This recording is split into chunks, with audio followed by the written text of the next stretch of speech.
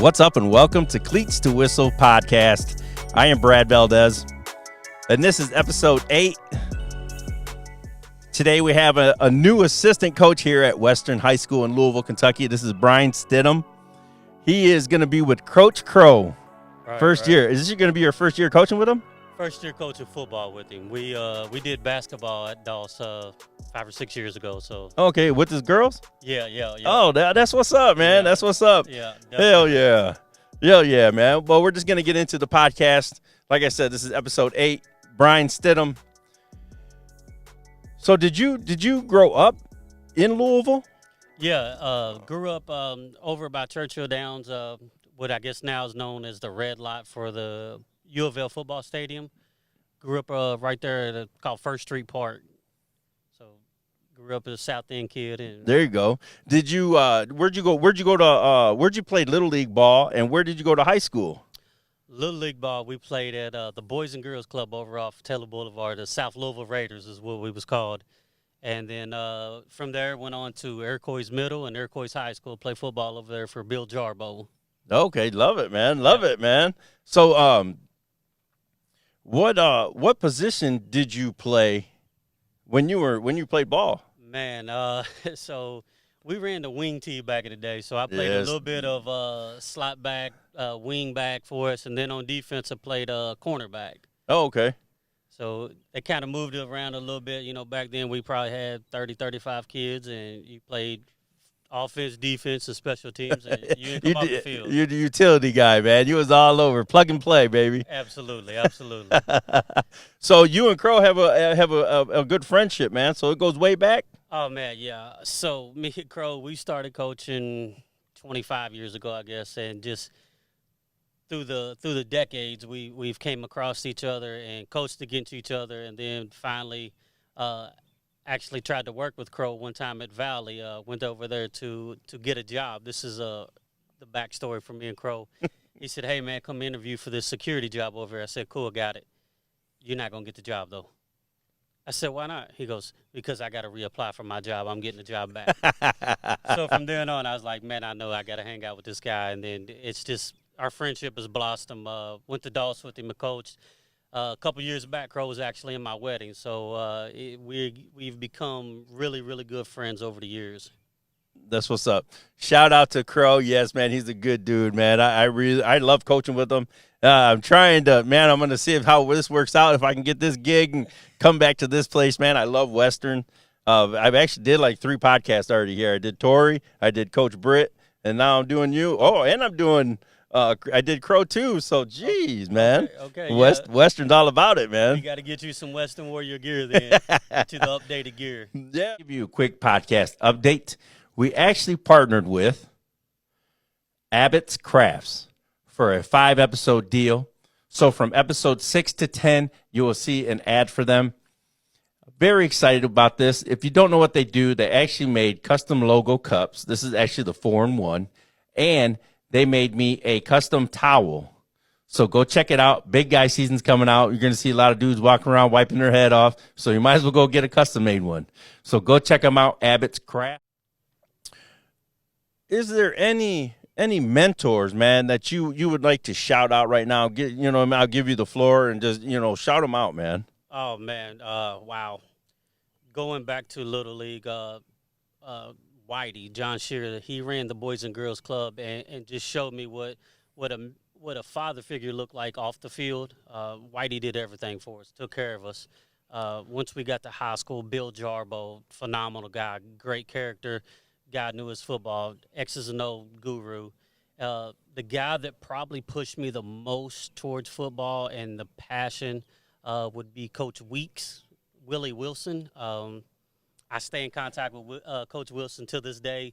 Even when I was at PRP, he would hit me up and like, hey, man, I want to come check you guys out. So, heck, we even had some beers a while back. So, Coach Wilson is definitely the guy that pushed me onto that football field. Dang, I love that, man. I love that. So, you said you played wing T. I played wing T. I was right because I was left-handed, so they put me on the right-hand side. Okay. So, I ran, 38 sweep? No, or, you know what I mean? Yeah. We ran all that. So you was No, on the 39. right. I ran Yeah. 39. So we called it Buck 9. So everything was to the 9. So it was Buck 9. Oh, there we go. So yeah, Waggle 9, Buck 9. So There you go. There we go. Yeah, I can't even remember the play calls now, but all I know is 24 belly. I take that little skate step and come right down the hole, man, and just clean somebody out, man. I tell you what, that back then the wing tee was hard to stop. We had a quarterback that dude could just have the football. Jodon Looney. He could make you think the ball's 10 yards down the field and he still has it in his hand. Wow, that's crazy, man. That's how you run the damn wing tee, man. Absolutely. Jeez. So, growing up, did you have like a certain number that you wore, and did it have like any meaning to you? So Little League, wow, this is probably gonna show my age here. In Little League, I wore 55. Brian Bosworth. Oh, okay. I thought I was the boss. I even had some haircuts like the boss, did the lines in the whole side, and I really got into character during football season. Later on, we got to high school. I was a skill kid, so 55 wasn't a good look. Seen a guy from Michigan, Shantae Peoples, had a number 7, had it all clean, taped up, everything. I said, man, I want to wear number 7. Wore 7 in high school. Oh, okay, so I'm a Buckeye man, so I kind of take that to offense, man. You had to bring up a Michigan Wolverine on the podcast. I'll just mess with it. You. It was actually the game I seen was actually against Ohio State. Joey Galloway was the other guy that wore 7, so I was like, man, what a great number. But I'm a Florida State Seminole fan. So. Oh man, okay, so there's a couple guys in the building that would like you for saying that, man.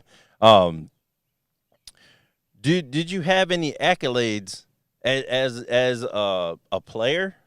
Back then we had the East-West game, and as a senior I got to play in the East-West game. I got to play what was called the Bridge Bowl, which was Indiana and Kentucky all-star game. And just, I was a senior that year and we had a real good senior team, and I believe we were 9-1 my senior year, so everything kind of looked real sexy, until they actually got me over, and they was like, man, I thought you was a whole lot taller than this. So, shout out to Walter Underwood. He was the defensive coordinator for the region, East and West game, and he said, man, I got to have you on my team. He was a Fairdale coach back then. Okay. Now, as a coach, do you have any accolades? As a coach, personally, I've not been nominated or won any awards, but I've had the luxury and the honor to be on some state championship teams with Ty Scroggins and the Central Yellow Jackets. So that is probably my biggest accomplishment, being side by side with Ty. There you go. So he has 5 rings on him. His what hand do you wear your rings on? Actually, I wear them on both. So the first one we got for the proper finger, and everyone said that's what you're supposed to do. And the second one we got for a couple other fingers, and we kind of showed some people, hey, we're not just this little 3A football team. We got some dudes and some coaches that can get it done here. There you go, man. That's awesome. I love that. Now, you said you coached with Ty. If you guys aren't from here, Ty Scroggins was actually a great football coach, a great man. I never I had the honor of meeting him, but I've never had to sit in the office with him. And you have. Absolutely. So me and Ty go way back to my first year coaching at Iroquois, which was in '97, and kind of just got stuck with him. It was we had 4 or 5 coaches there, and they said, "Hey, man, need you to come coach. Can you coach with this guy Ty?" It's like, who's Ty? Nobody knew who Ty was back then. So we started coaching, and going on into the season, his little cousin's going to hate this part right here, but Butler was number 2 or 3 in the state. They had Michael Brown, all-state running back, and Ty, we'll give him all the credit here, Ty designed the defense that we call Butler. And it was basically just 5 in red, and we lined everybody up in the box and went after them. And little old Iroquois at 3-7 upset the number 2 team in the state of Kentucky in the playoffs out at Cardinal Stadium. There we go. Fired up. Get you fired up. When you hear stories about that, man, and you just hear, the stories about Ty, how he was a good dude. And then we talked off camera, and he was just like, man, Ty was, a guy that thought about other people. It just not about. It wasn't just about himself. Absolutely. Scroggs put it, everybody called him Scroggs or Big Dog. So Scroggs would always put anyone above him. If he won Coach of the Year, he would make sure that all of his coaches had tickets to go to the Coach of the Year banquet. If there was an award being handed out, he would make sure that his coaches are invited. And the very first line would be, "This is for my coaches." Like he was just that dude.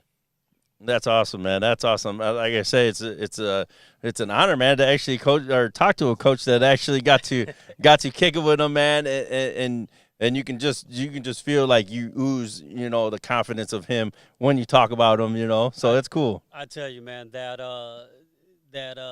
yellow jacket swagger is something that is real, and all the yellow jackets out there know what we're talking about. It was a mantra that we created down there, and believe me, even to this day, I'm not at Central right now, but I tell you what, I still got that swagger. There you go. And I remember we actually played you guys, and I think Crow actually called this game. We went to your place, and man, it was down. We actually got a punt return called back. Mississippi, actually, we called this kid Mississippi. He actually ran a punt return back for a touchdown. And if we obviously we got a personal foul because at Western, man, I think we had 1,000 yards of personal penalties that year. Oh wow! Yeah, it was bad. I was up there charting. I was like, oh my goodness! But out of all the games, man, Mississippi ran it back, touchdown. What do we have? Personal foul called all the way back, and we would have actually beat you guys. I think it was like 26-22. We actually lost, so it was a great game, man. But yeah, that was just a crazy memory from the Yellow Jacket days. But you guys dogs. Hey, I tell you what, there's you could name them for days. Them dudes, when we got down there, we started off 0-3, 0-4, and they were calling for our heads, and we was just like, hey, just be patient with us, just be patient, and then we ran the tables on everybody. Yeah, man. And then like for you, did you have to deal with like any pressure while you were Central, you guys were on that run, man. It was phenomenal. Did you feel any pressure? Like when you're in that locker room, in that coach's office? I don't know if it's pressure, but we knew the expectation. We knew what was expected of us, and don't come in there half-stepping with you got to bring your energy, you got to bring your knowledge of the breakdown on the teams, and then understanding our playbook. Scroggs was fair, but he was firm, and I make a joke about it. But our Saturday morning meetings, we had 1 minute no beef. You got to say what you wanted to say, and whoever you was calling out couldn't say nothing about it. And then ultimately, the big dog got the last say of it all.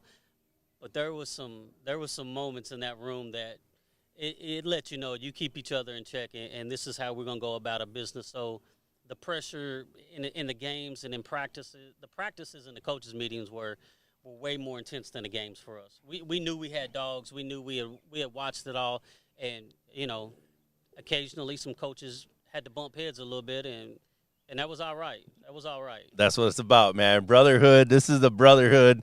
Once you're in it, man, it's hard to get out of it. You know what I mean? And then once you're in, you were in them rooms where anything can happen, man. And in that locker room, anything can happen, man. You got dogs in there and just alphas being alphas, man. I'm telling you what, it was nothing but alphas in that room, and every one of us had something to say, and daggone it, we was going to say it, whether it had to be forceful or very casual. We were going to let it be known. Yeah, let's go, man. Fired up for this podcast. Yeah, and so what eventually got you into coaching? Man, just the passion for it. I had a real good high school career for a little dude. I played big time football for myself, and I just loved the strategy of the game, trying to outthink my opponent and trying to guess what's going to go next. I went and played ball, got hurt, came home, and just wasn't ready to give it up yet, and reached out to one of my high school coaches who was coaching at the time at Iroquois, Tom Cosman, and he said, come on, we got room for you if you want to come. So that's where it started at over on Taylor Boulevard, where it pretty much started at anyway. I played my little league games at Iroquois High School, so I got to start it off there. Love it, man. Love it. And like outside of football, man, do you got any like hobbies? Man, it's football and horse racing. No, there it is, man. Hey, welcome to Louisville, Kentucky, man. Yeah, absolutely. I'm a weekend warrior at Churchill Downs when I'm not doing football. So I love the track. It's a great atmosphere. Just a lot of good friends over there, a lot of good memories from my childhood. So yeah, the Churchill Downs is where it's at. Okay, cool. And with you guys, with you know what I mean, with Crow just throwing this thing together, man, and you guys trying to get a staff together. Have you guys finalized anything yet, or are you guys still just trying to get things rolling? Man, I think it's more of trying to get things rolling. Crow took his retirement, so Crow was done. He was going to just kind of just chill and watch Little Crow grow, and really wasn't totally committed, but he's got some friends over at Western, where he probably does all across Jefferson County. Yeah. And a favor was needed, and Crow's not one to turn his back on someone that needs his help. So he said, "Hey, man, let's go do it." I said, "I'm there. Just tell me when." Called me up, said, "Hey, meet me at school today at 2:30. I'll get you some shirts and a hat." So we came up here, and we kind of just been putting everything together, rosters and fundraising and coaching and playbooks. I mean, we're literally coaching on the fly right now to get it all back to where he wants it at. There you go, man. We are here at Western High School here in Louisville, Kentucky, talking to Brian Stidham.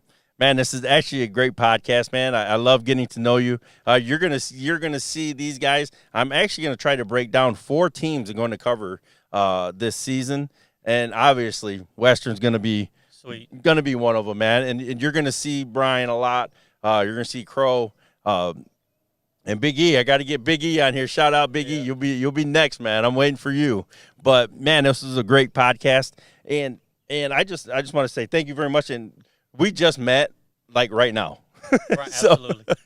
But go ahead. I appreciate it, man. Like this was pretty cool. Like I said, Crow called me up and was like, "Hey, got something for you." And it's just any chance you get to talk football with anybody, man, that's a great day. Yep. Hey, that's what it is about, man. We are Cleats to Whistle podcast. And like I always say, everyone has a story. I'm here for them to tell it. Cleats to Whistle podcast. That was cool, man. I like